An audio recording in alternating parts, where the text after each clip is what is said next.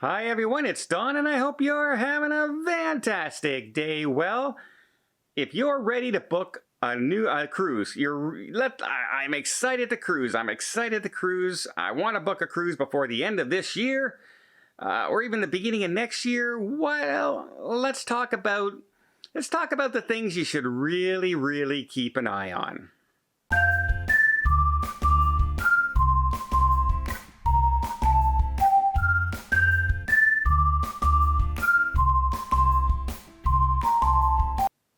Okay, number one thing you should keep an eye on is the protocols. Every cruise line, and sometimes it differentiates by ship. So find out the protocols on the ship. Do you have to be vaccinated? What are the percentages of vaccinated? Are there certain restrictions on board? All this. Find out the exact protocols for the ship you're looking at sailing. When you click on the actual booking and you're looking at it, you can find out what the COVID restrictions will be on that particular sailing, usually on the websites themselves. And it really pays to know in advance, just so you're not caught off guard or expecting something and it turns out to be another way. Especially if you're traveling with kids, because that's really up in the air right now. Number two, ports of call. Find out the protocols in the ports of call.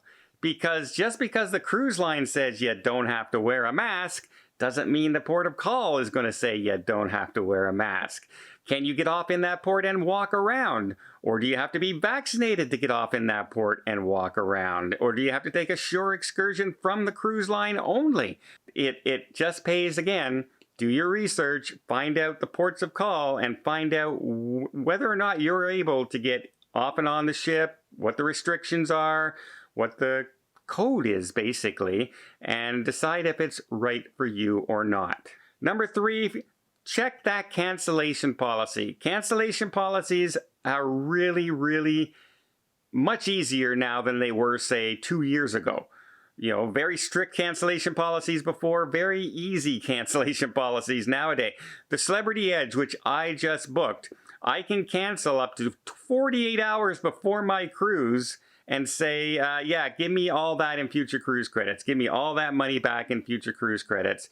48 hours before my cruise. That's unheard of. And so check each cruise line's policy. They all vary. They all differentiate. And some of these policies end on a certain date. So you can book.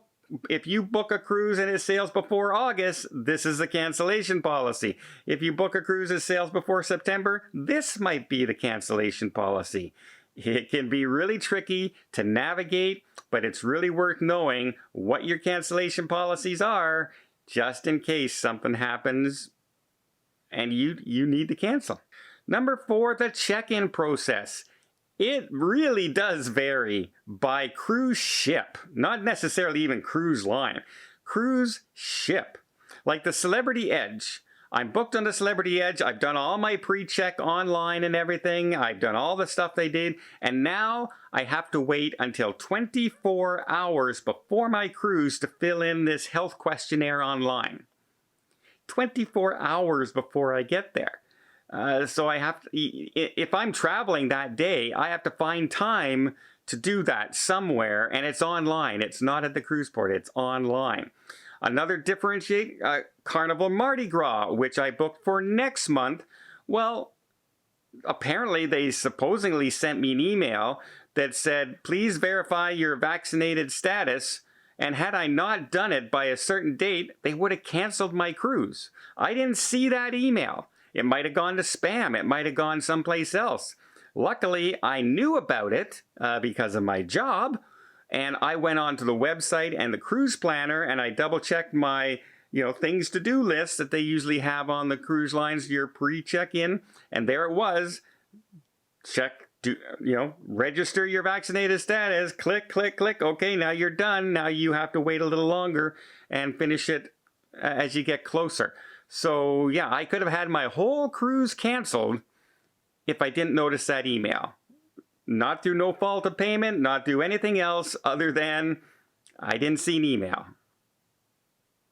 Number five, find out what's open on the cruise ship. What are you going to be allowed to do? This goes for vaccinated and unvaccinated passengers. There are certain things that may not be available on cruise ships. If you like the self-serve ice cream, it might not be available on some cruise ships. The self-service, pop vending for your unlimited soda package, well, that might not be available 24 hours a day like it used to be. It might only be because the crew member has to be there to serve you. They might only run it during certain hours. Certain entertainment, parades on the Royal Caribbean. They used to have some parades down through the corridor. Some of the ships aren't doing that right now. So there are things that are missing on the cruise lines and that used to be staples of your cruise that you could do, the dance parties, things like that. What exactly are they doing? Find out, and so you're not disappointed. If you book a cruise because you want to go and you want to do all the virtual reality machines on a Norwegian Joy or Blizz or Encore, and it's closed, you'll be very, very disappointed. So make sure of what's open on the ship you're booking. This might be a good tip for those looking for prices. I know we've been waiting for a lot of new ships to come out, and we just got a bunch, right? We just got the Carnival Mardi Gras here. We got the Odyssey is here. The Apex is starting sailing. We have all these brand new ships just getting ready to sail, and everyone's excited to get on them, but they're going to be at a premium. Those prices are going to be higher than the other ships that are even only a year or two behind them. So for instance, I was looking at the Odyssey of the Seas and I noticed that, okay, the prices are here. They're fairly pricey. Oh, look, I can go on the Allure of the Seas for like 40% less. And it's a larger ship, in fact. So yeah, if you're more budget conscious, and as much as it's really great to get on the brand new ships and everything and excited to see it, check the prices out because, yeah, other ships may make much more sense for you might have more choice on board because everyone's booking the new ship and you might get a better rate. Number 7. Well, before I get to number 7, let me just invite you to subscribe to the channel. If you're enjoying these tips, if you like the news stories that come up, I put a video out every single day. It really does help the channel. If you haven't, just hit the notification button, hit the subscribe button. Doesn't cost a thing. Really helps the channel, and I'd be eternally grateful as it just helps the channel grow. Number 7, first sailing back. Booking your first sailing of a ship. So we're starting to sail and this cruise ship is starting to sail on this date. Well, you're running a little bit of a risk there because there's no cruises before it. So if something happens that causes a delay in that opening, then your cruise can get canceled. And that, as you might have heard, happened to me. I booked the original sailing on the Odyssey of the Seas, and then 2 crew members tested positive, and they postponed the initial sailings by a month, which means they canceled 4 different cruises, and one of them was mine. And so you run a little risk. And I know we see all the influencers out there and they're on that inaugural sailing and they're having fun and we want to be part of that. I want to be part of that. But just keep in mind when you're booking the actual first sailing of a ship out of port for the first time since COVID, there is a chance that something could happen. It could fail its inspection for its pre-test. It could have somebody test positive. It could get delayed getting crew members on board. And that cruise could get canceled more easily than one that's already sailing. So a second, third, and fourth sailing might just be a better bet. Number 8, flights. Flights are, are all over the place in prices. In some flights are really, really cheap, and then others that used to be okay are way, way out of price. I've noticed flying from Canada to the United States that I'm paying about double what I used to pay when we were cruising before. And I don't know if that's indicative of the United States, but I've seen some really ridiculous airfare prices, and that's because they're not up and running. They're not up at 100% capacity. They're just bringing their crew members back for flights. They're bringing the more people back to the airports.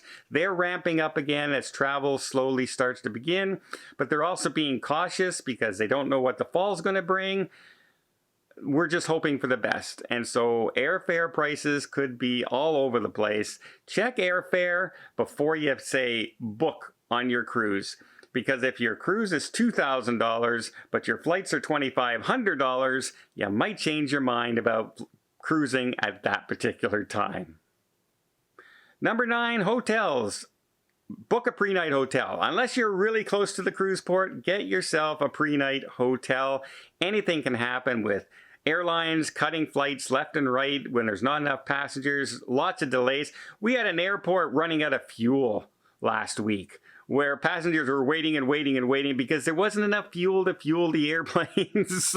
So anything can happen. Also, check the hotel and see what's open. If you think you're going to go to the hotel and then you're going to have a nice romantic dinner at night and overlooking the water in the hotel's restaurant, well, make sure that hotel restaurant is even open, because they're not all open. Another thing to check out, make sure that that hotel has a shuttle to the cruise port, because a lot of them stopped, right? And the shuttles haven't all come back yet. So it's not a guarantee that every single hotel will have those cruise shuttles anymore. And you might find yourself staying at one that doesn't get you to the port in the morning, and you're scrambling for a taxi or an Uber, and that'll be much more expensive, especially if there's a lineup getting into the terminal.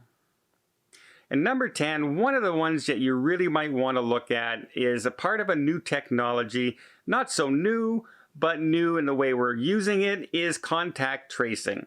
So something like the Princess Medallion or the MSC wristband, it's like the Disney that they have on theirs, the magic bands. It lets them know if you've been in contact with anybody, if there's ever an outbreak on board. And this is helping the cruise lines by saying, okay, this person was in close contact, and that person needs to get tested or quarantined.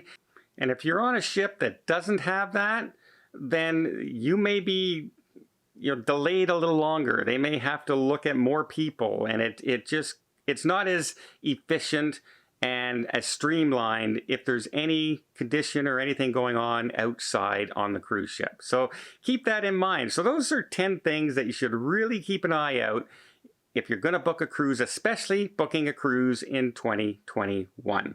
Well, I hope you appreciate this video. If you did, please give it a thumbs up. Want to see more tips, more tricks, more travel vlogs from around the world? Hit that subscribe button. Until next time, have yourself a safe and a great vacation.